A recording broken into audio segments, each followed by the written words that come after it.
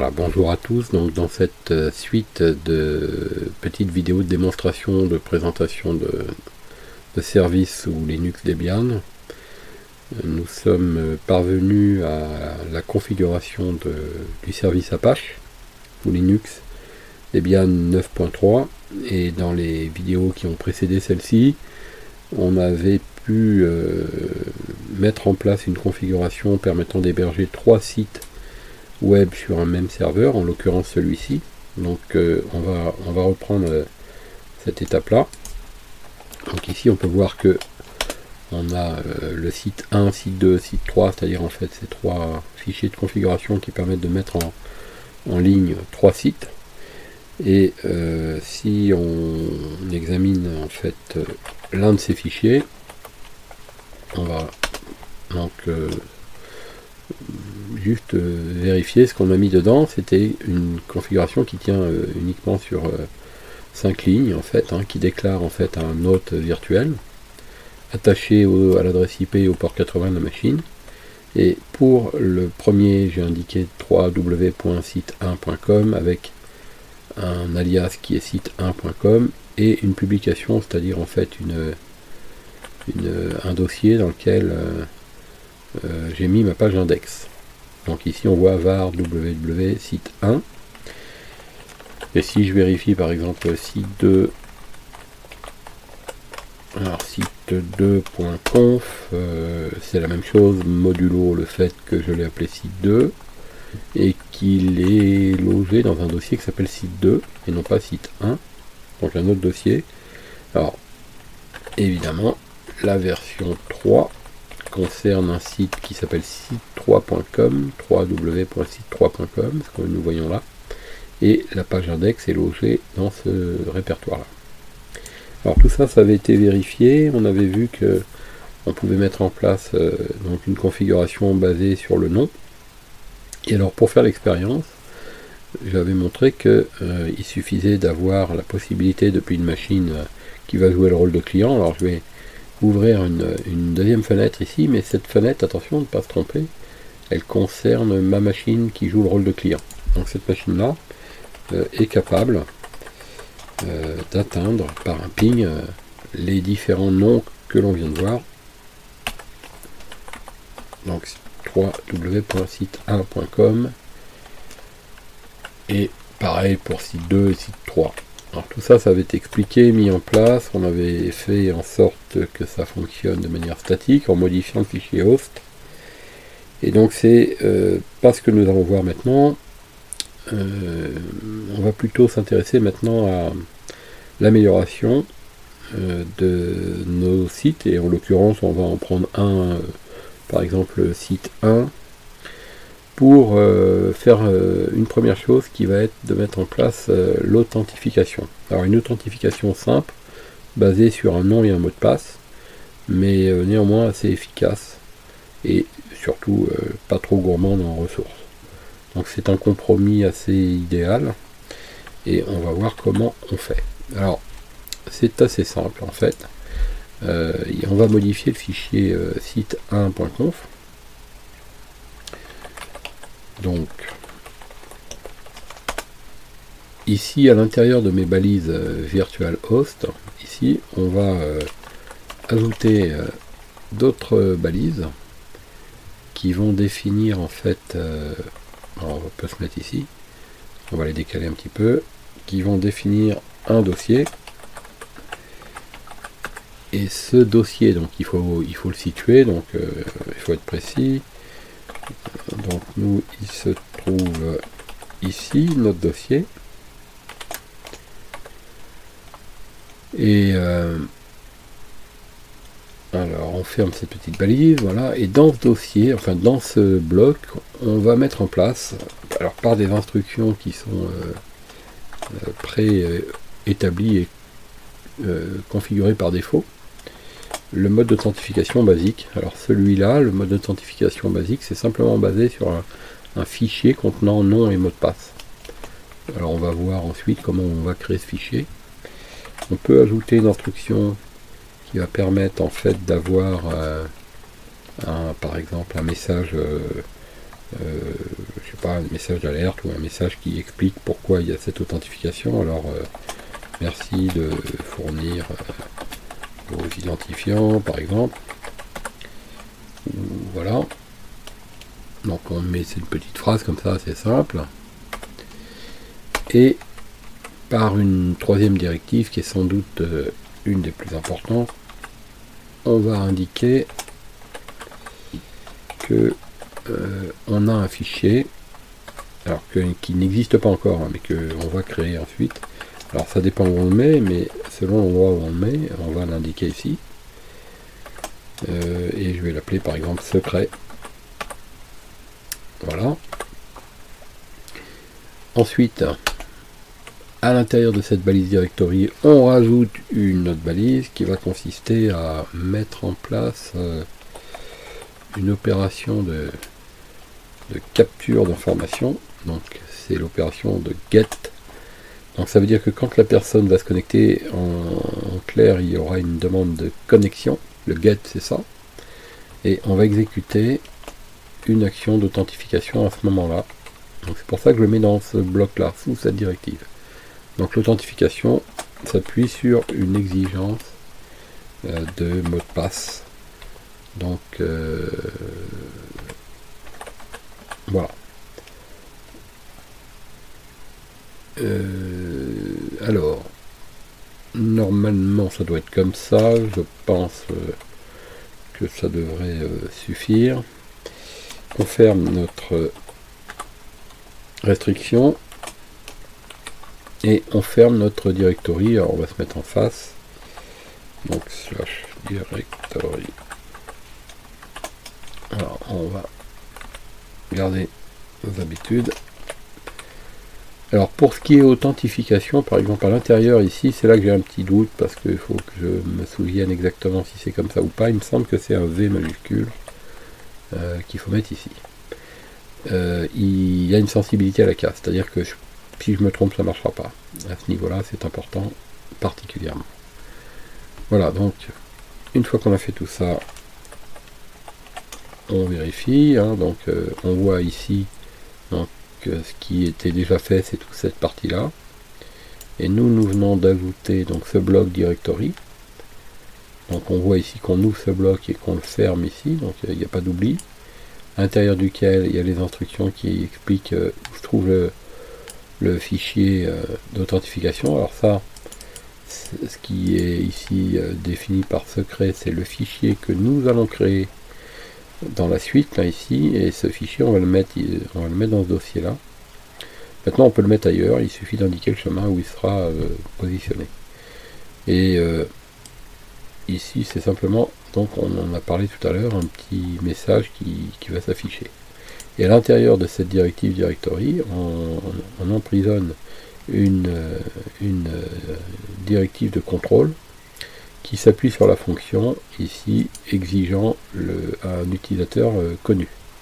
Cet utilisateur sera donc défini dans ce fichier. On ferme nos directives, on enregistre. Alors comme j'ai un petit doute sur la syntaxe, on va redémarrer le service Apache immédiatement pour voir s'il n'y a pas d'erreur de syntaxe. Et évidemment, il y en a une. Alors, on va essayer de trouver où elle se trouve. Pour ça, on va exécuter l'instruction journal ctl-xe. Alors, qu'est-ce qu'il nous dit? Il nous dit ici, on peut voir que on a une erreur de syntaxe à la ligne 10 de ce fichier. Donc c'est probablement à l'endroit précis où on était. Alors donc oui, c'est ici. Alors donc c'est précisément cette ligne. Alors je pense que peut-être c'est ça l'erreur. On va vérifier ça tout de suite. Je suis pas certain du tout de la syntaxe. Si ça ne marche pas, on ira jeter un coup d'œil à la doc. Alors ça ne marche pas, donc c'est pas comme ça. Alors peut-être qu'il n'y a pas de V majuscule, enfin bon, allez j'essaye ça, je vais tenter ma chance comme ça.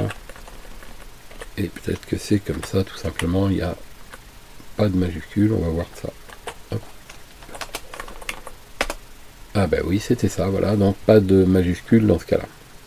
Donc pas de majuscule, et on a redémarré, pas d'erreur.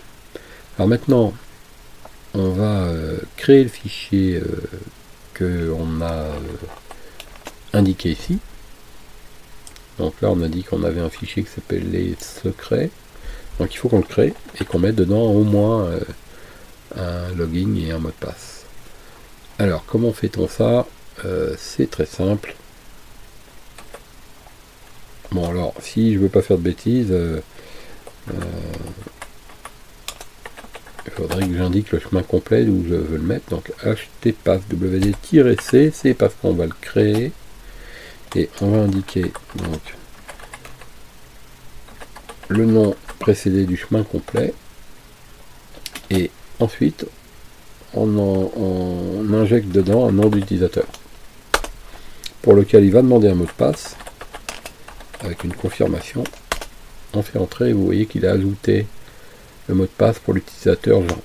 Alors on va aller voir ça tout de suite. Donc voilà ce que nous avons tapé. Et du coup, on va voir si on a un fichier passwd. Secret, voilà, c'est ce fichier là. Donc on va aller voir ce qu'il y a dans ce fichier. On peut le voir avec Nano par exemple, ou avec la commande cat qui sera suffisante. Donc le fichier s'appelle secret. On voit que il y a l'utilisateur Jean avec un mot de passe. Alors moi j'ai absolument pas tapé ça, mais le mot de passe a été modifié par un hachage, protocole, un algorithme de hachage. Donc dès lors, on peut redémarrer Apache une dernière fois pour être certain qu'il n'y a pas d'erreur. On peut lancer le journal pour voir s'il n'y a pas d'erreur. Donc ça a l'air d'être tout à fait correct. Et on va pouvoir tester. Donc, on va tester depuis un poste client. Donc, www.site1.com. Voilà. On a une authentification requise. Donc vous avez ici alors en fait cette fenêtre elle peut être modifiée par le navigateur que vous utilisez. En l'occurrence moi ici j'utilise Chrome qui en fait dessine lui-même cette fenêtre. Donc l'utilisateur c'est Jean avec le mot de passe que j'ai indiqué et on va voir si j'accède à mon site. Alors on voit ici qu'on accède au site. En parallèle, il me demande si je veux l'enregistrer, je vais mettre que je ne veux pas l'enregistrer. Ça, on pourra faire d'autres tests. Au passage, on voit qu'il y a un défaut d'affichage de caractères. On en avait parlé dans la présentation précédente. Donc il s'agit en fait d'une mauvaise interprétation de la page de code de ce fichier. Alors ce fichier, c'est le fichier dans lequel j'ai écrit cette phrase.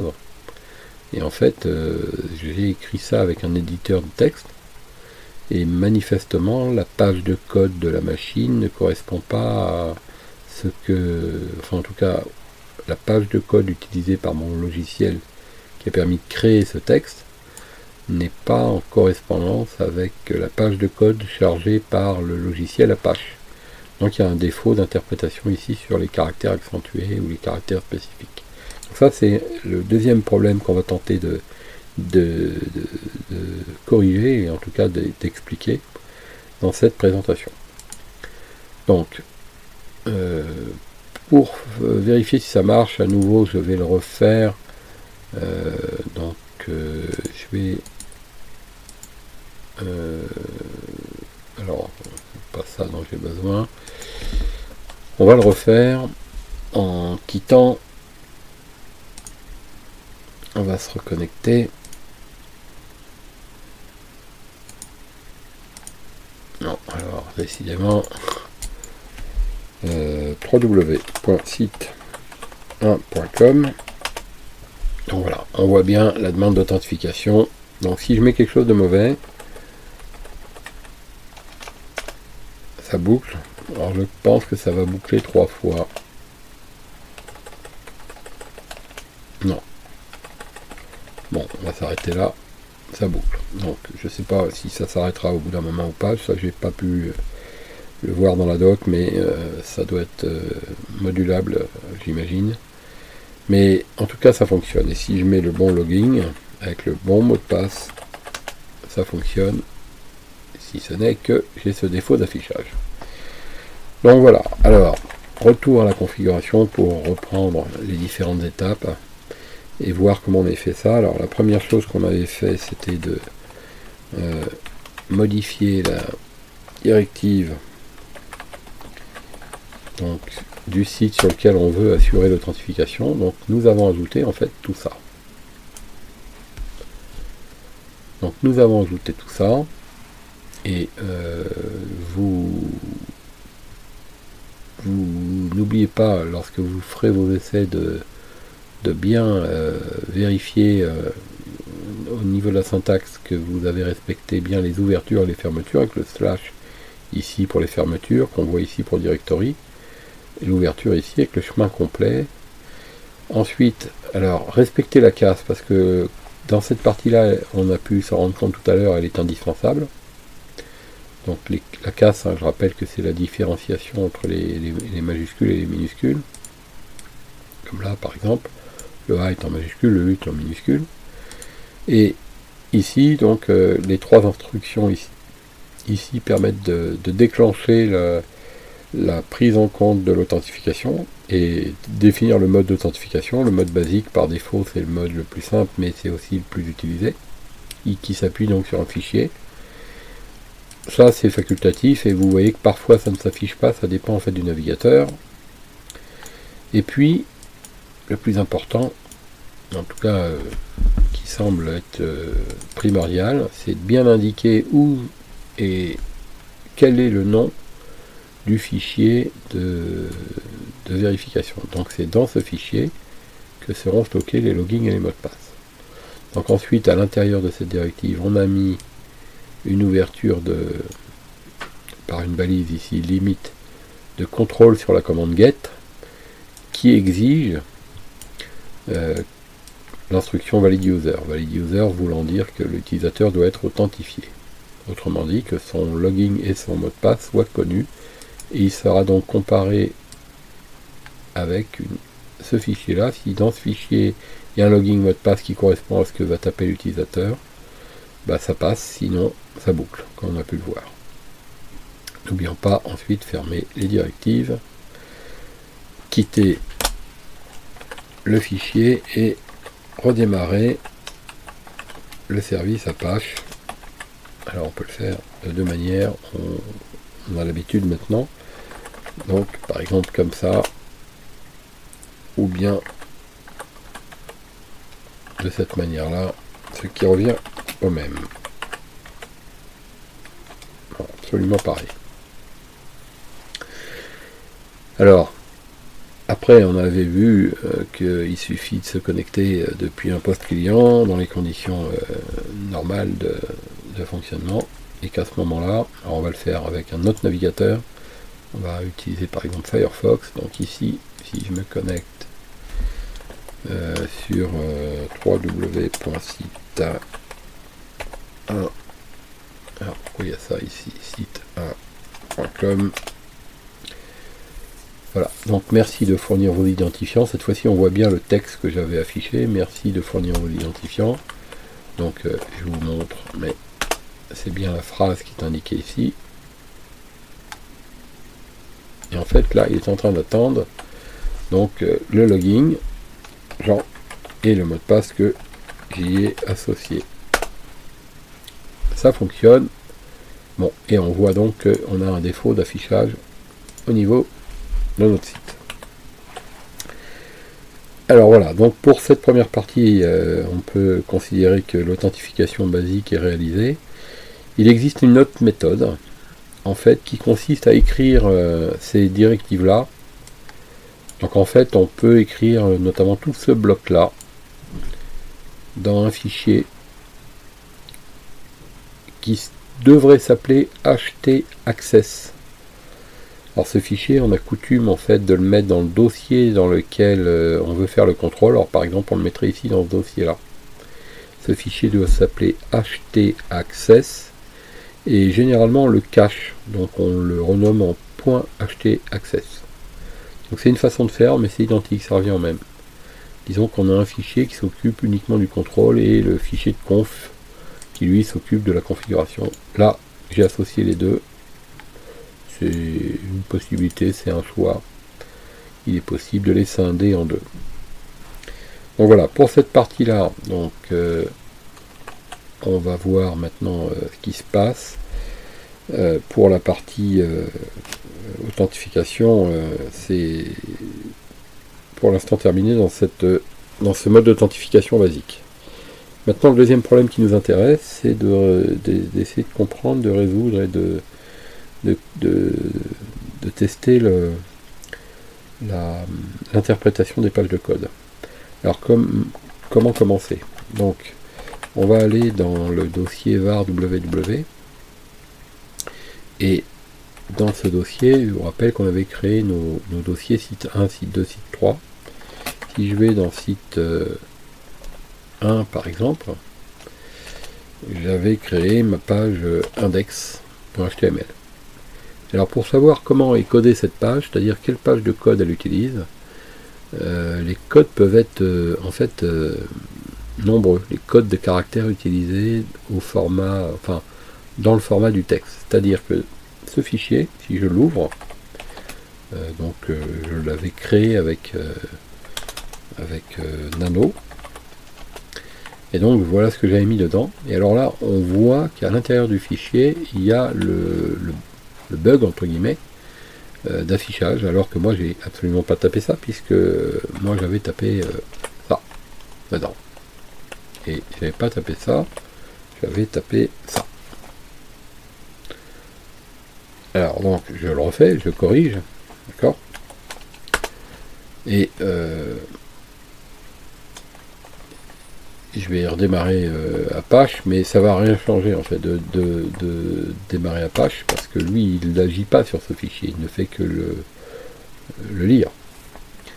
Donc on voit que maintenant que j'ai corrigé, ça bouge plus. Donc pour déterminer la page de code utilisée par un fichier, il y a une commande qui est bien pratique. Qui permet en fait, qui s'appelle file, tout simplement file-i, et on met le nom du fichier. Donc moi c'est le fichier index. Voilà. Alors là il me dit que ce fichier ici index.html, c'est un fichier texte dont le code de caractère est UTF-8. UTF-8. Donc si je veux convertir cette page dans une autre page de code de façon à pouvoir l'interpréter, il va falloir que j'utilise une commande de conversion. Alors pourquoi faire ça? Alors les caractères accentués, les sigles tels que l'euro par exemple sur un clavier français sont pris en compte par une page de code spécifique qui est le format ISO 8859. Tandis que, alors ça c'est une page de code en fait spécifique, mais on a une page de code plus générale qui est sans doute la plus utilisée, mais qui pose le défaut qu'on rencontre actuellement, qui elle s'appelle UTF 8. Donc moi, UTF-8, on voit ici que c'est la page de code que j'ai actuellement. Je vais convertir mon fichier au format 8859. Alors pour faire ça, c'est très simple. On a une commande iconv où on met le code d'origine. Donc là, on sait qu'on est en UTF-8 et on va convertir vers le code ISO-8859-1, page de code par défaut, pour le latin, et on indique le fichier. Voilà. Alors, on voit que c'est fait, enfin on voit que c'est passé quelque chose. Maintenant on va regarder et on voit que ça n'a pas marché. Oui, alors j'ai oublié un truc. La conversion, je ne peux pas la réaliser à l'intérieur du fichier. Il faut donc que je la redirige vers un autre fichier. Donc par exemple, je vais appeler ce fichier index2.html. Voilà. Voilà, ça c'est plutôt normal.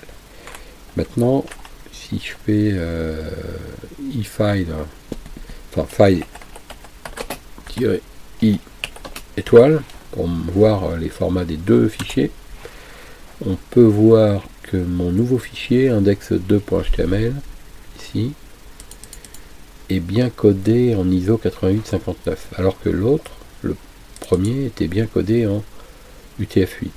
Par contre, c'est pas en allant dans le fichier qu'on verra une différence. Hein. Là, on a l'impression qu'il s'agit de la même chose. Donc maintenant, on va corriger nos fichiers. Donc ici, je vais le remettre d'aplomb. Donc voilà ce qu'on voulait mettre. Hein. Bienvenue sur le site numéro 1.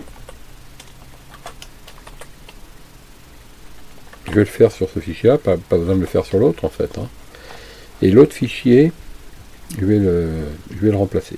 Donc, le fichier index.html qui est codé en UTF-8, lui je le vire.